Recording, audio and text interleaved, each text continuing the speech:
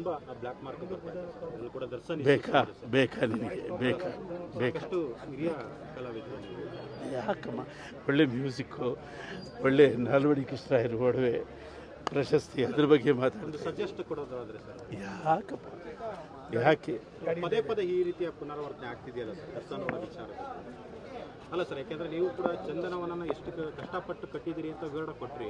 ಆ ಚಂದನವನಕ್ಕೆ ಈ ರೀತಿ ಬ್ಲ್ಯಾಕ್ ಮಾರ್ಕ್ ಬರ್ತಿದೆಯಲ್ಲ.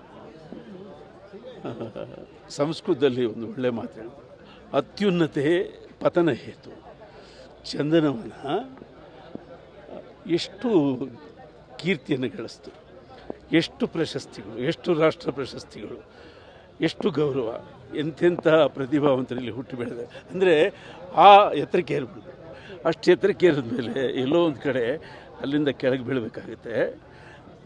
ಹಾಗಾಗೋದು ಬೇಡ. ಅಲ್ಲಿಂದ ಬಿದ್ದದ್ದು ಕೂಡ ಮತ್ತೆ ಹೇಳೋಕ್ಕೆ ಚಾನ್ಸ್ ಇದೆ. ಕೇರಳ ಚಿತ್ರೋದ್ಯಮ ಹೀಗೆ ಆಗಿತ್ತು, ಅದು ಈಗ ಉತ್ತುಂಗದಲ್ಲಿದೆ. ಅಂದರೆ ಕೆಳಗೆ ಬಿದ್ದ ಮೇಲಿದೆ.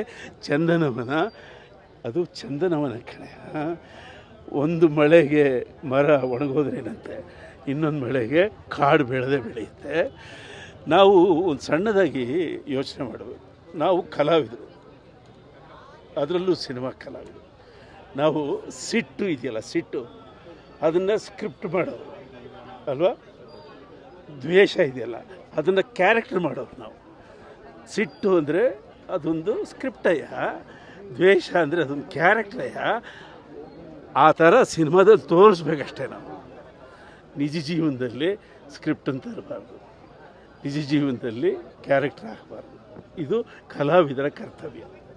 ಓಕೆ, ದರ್ಶನ್ ಅವ್ರನ್ನ ಹಿಂಬಾಲಿಸಿದ್ದೀರಾ ಅಂತಲ್ಲ ಸರ್ ಈ ಕಳಂಕ ಅನ್ನೋದು?